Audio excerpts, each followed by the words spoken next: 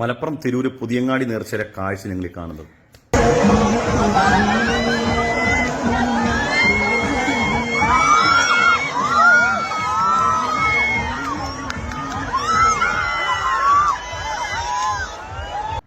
ഒരു മനുഷ്യനെയാണ് ആനയിട്ട് ഈ ചവിട്ടി മെതിക്കുന്നത്. ഈ വീഡിയോ ഇന്നലെ മുതൽ എൻ്റെ ഫേസ്ബുക്കിലും എൻ്റെ വാട്സപ്പിലും ഒക്കെ ധാരാളം ആളുകൾ അയച്ചു തന്നിട്ടുണ്ട്. കേരളത്തിലെ മുസ്ലിയാക്കന്മാർ ഇതിന് മറുപടി പറയണമെന്ന്. ഞാൻ കുറെ ചിരിച്ചു ഇതൊക്കെ കേട്ടിട്ടെ. ഈ കേരളത്തിലെ മുസ്ലിയാക്കന്മാർ എന്തിനാ ഇതിനൊക്കെ മറുപടി പറയുന്നത്? എനിക്ക് അറിയാൻ പറ്റുന്ന ചോദിക്കുകയാണ്. കേരളത്തിലെ മുസ്ലിയാക്കന്മാർക്ക് എവിടെയോ ആന ഇടഞ്ഞതിനും നേർച്ച എന്ന പേരിൽ പല സ്ഥലത്തും ഉത്സവങ്ങൾ നടക്കുന്നുണ്ട്, പല സൈസിലുള്ള തോന്നിയാസങ്ങൾ നടക്കുന്നുണ്ട്. അതെല്ലാം മുസ്ലിയാക്കന്മാർ മറുപടി പറയണം. പരിശുദ്ധമായ നിക്കാഹിന്റെ പേരിൽ ഹൽദിയും കുൽദിയും കുൽദിയും അടക്കമുള്ള ധാരാളം അനാചാരങ്ങളും തോന്നിവാസങ്ങളും ഡാൻസും പാട്ടും മേളവും ഒക്കെ ഈ നാട്ടിൽ നടക്കുന്നുണ്ട്. അതെല്ലാം മുസ്ലിയാക്കന്മാർ എന്തിനാ മറുപടി പറയുന്നത്?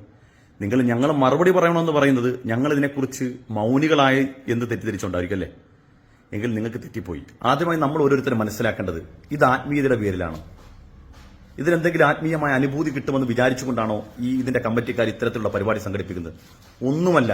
ഇതിന്റെ പിന്നിൽ ഒരേ ഒരു ലക്ഷ്യം മാത്രമേ ഉള്ളൂ. അത് സമ്പത്താണ്, പണമാണ്.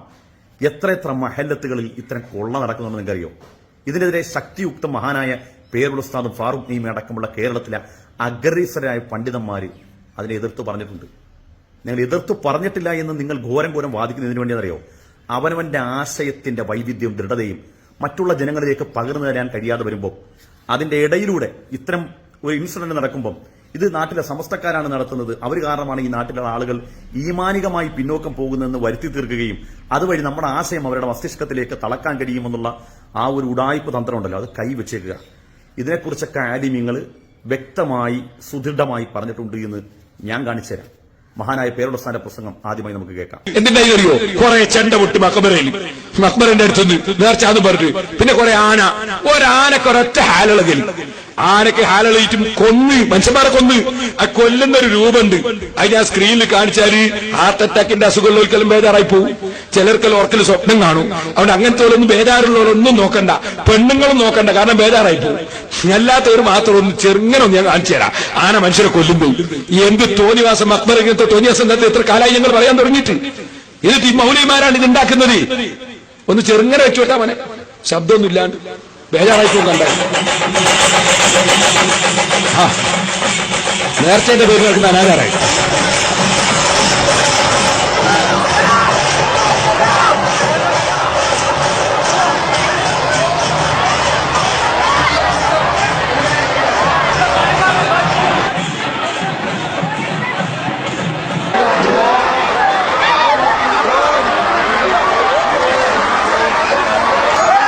അള്ളാഹുവിന്റെ ഔലിയാക്കളുടെ ജാറങ്ങളിൽ വിവരം കെട്ട കമ്മറ്റിക്കാര് നടത്തുന്ന തോന്നിവാസങ്ങളില്ലേ, അവിടെ ഹറാമായ വാദ്യമേളങ്ങൾ മുട്ടുന്നു.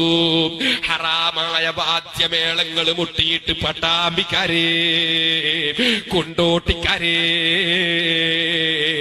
മണത്തലക്കാരേ, കാഞ്ഞിരമുറ്റത്തുകാരേ, ഞാൻ പലപ്പോഴും പല സ്ഥലങ്ങളിൽ നിന്നും പറഞ്ഞതുപോലെ ഇവിടെയും ഞാൻ നിങ്ങളോട് പറയട്ടെ, അല്ലാഹുവിന്റെ ഔലിയാക്കളെ മഖ്ബറ അദബ് കാണിക്കേണ്ട സ്ഥലമാണ്. അവിടെ അനാവശ്യമായ ഹറാമായ വാദ്യമേളങ്ങൾ മുട്ടാനുള്ള സ്ഥലമല്ല. നിങ്ങളിപ്പോ ഈ കണ്ട ദൃശ്യമുണ്ടല്ലോ, ഇത് കേരളത്തിൽ നേർച്ച എന്ന പേരിൽ നടക്കുന്ന മഹാമഹോത്സവമാണ് ചേറ്റുവ ചന്ദനക്കുടം. എനിക്ക് തോന്നുന്നു ഈ നേർച്ച എന്ന പേരിൽ നടക്കുന്ന ഉത്സവത്തിൽ കുറേയേറെ അധികം ആളുകൾ കൊല്ലപ്പെട്ട ചേറ്റുവ ചന്ദനക്കുടത്തിന്റെ ദൃശ്യമാണ്. ആളുകളെ ചവിട്ടി മെതിച്ച് 6-7 പേരാണ് കൊല്ലപ്പെട്ടിരുന്നു, കുറെ മുമ്പാണ്. ഇതിനൊക്കെതിരെ ശക്തമായി ഇവിടുത്തെ കേരളത്തിലെ ആലിമ്യങ്ങൾ പറഞ്ഞിട്ടുണ്ട്. പിന്നെ ഇതൊന്നും നിർത്താത്തതിന്റെ കാരണം എന്താണ്? ഇതിന്റെ പിന്നെ വലിയ മാഫിയകളുണ്ട്.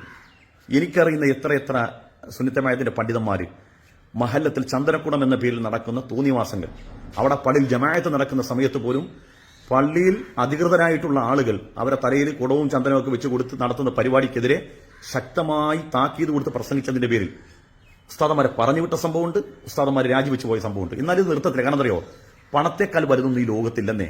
ഒരു ആത്മീയതയും ഒരു ആത്മീയ അനുഭൂതിയൊന്നുമില്ലത്. ഇത് പണമുണ്ടാക്കുക എന്ന ലക്ഷ്യത്തിനപ്പുറത്തേക്ക് മറ്റൊന്നുമില്ല. ഇതിൽ സമുദായം വഞ്ചിതരായി പോകരുതെന്നുള്ളതാണ്. നമ്മളൊക്കെ സിയാർത്ത് ഇന്നലെ പോലും ഞാൻ ബഹുമാനപ്പെട്ട കരുനാപ്പള്ളി ശേഖന്മാരുടെയൊക്കെ സിയാർത്ത് ചെയ്തിട്ട് വന്നതാണ്. ഞാൻ സിയാർത്തി എന്ന് പറയുമ്പോൾ നിങ്ങൾക്ക് പല കാഴ്ചപ്പാടുണ്ടാവും. ഞാൻ അങ്ങനത്തെ ഒരു മുഷിരിക്കാണ്, ഖുറാഫിയാണെന്നൊക്കെ നിങ്ങൾക്ക് പറയാം. അത് നിങ്ങളുടെ ഇഷ്ടം. ഞാൻ എന്റെ വിശ്വാസമാണ്. ഞാൻ മഹാന്മാരായ ഔലിയാക്കന്മാരെ സിയാർത്ത് ചെയ്യുന്ന ആളാണ്. ഞാൻ അഹ്ലു സുന്നത്ത് വൽ ജമാഅത്തിന്റെ ആശയക്കാരനാണ്.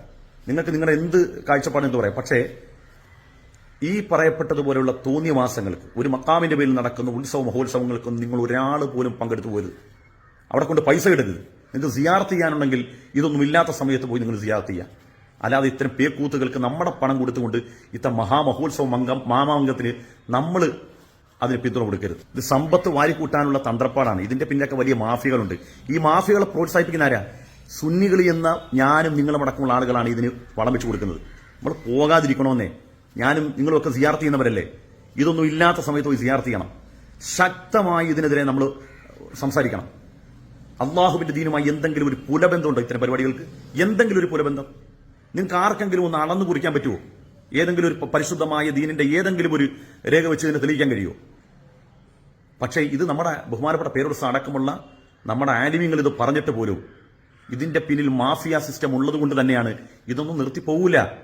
പക്ഷെ ഇവിടെ കുറ്റം പറയുന്ന ആളുകൾ കൂടി ഒരു കാര്യം ശ്രദ്ധിക്കണം. ഇവിടെ കേരളത്തിലെ ആലിമിയുടെ പിന്തുണയോടുകൂടി ഇതാണ് നടക്കുന്നത്.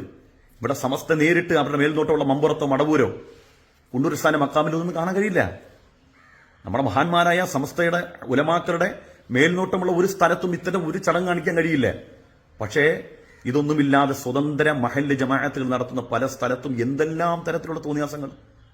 ഞാൻ ഈ സമീപ ദിവസം ഒരു സ്ഥലത്ത് പോയപ്പം അവിടെ ഈ കയ്യും കാലുമൊക്കെ മക്കാമിൽ കയ്യും കാലുമൊക്കെ ഉണ്ടാക്കി കൊടുക്കും. നമുക്കറിയത്തില്ല അതിന്റെ പിന്നിലുള്ള എന്താണ് അതിന്റെ ലക്ഷ്യമെന്നും എന്താണ് ഇതിനൊക്കെ ഇസ്ലാമിൽ ഉള്ള തെളിവെന്ന് എനിക്ക് മനസ്സിലാകുന്നില്ല. വേദനിച്ചിറങ്ങി വരികയാണ്. ഇതൊക്കെ മുസ്ലിമീങ്ങൾ ഇതൊക്കെ ചെയ്യുന്നല്ലോ. ഒരു മുസൽമാൻ ഇതൊക്കെ ചെയ്യുന്ന പറയുമ്പോൾ നമ്മുടെ മനസ്സിൽ ഇത്ര വേദന ഉണ്ടാകും.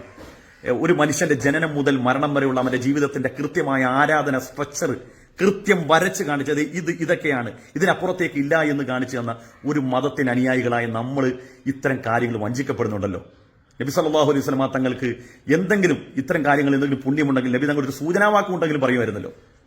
ഈ കാര്യങ്ങളെയൊക്കെ നമ്മൾ തോളേറ്റിക്കൊണ്ട് നടക്കുമ്പോൾ നമ്മൾ മനസ്സിലാക്കുക, ഇത്തരം തോന്നിവാസങ്ങൾക്ക് പണമുണ്ടാക്കാനും ഇത്തരം തെമ്മാടിത്തരം കാണിക്കാനും ഒക്കെ വളം വെച്ച് കൊടുക്കുന്ന നമ്മളെപ്പോലുള്ള ആളുകളുടെ പണമാണ്. ബഹിഷ്കരിക്കണം.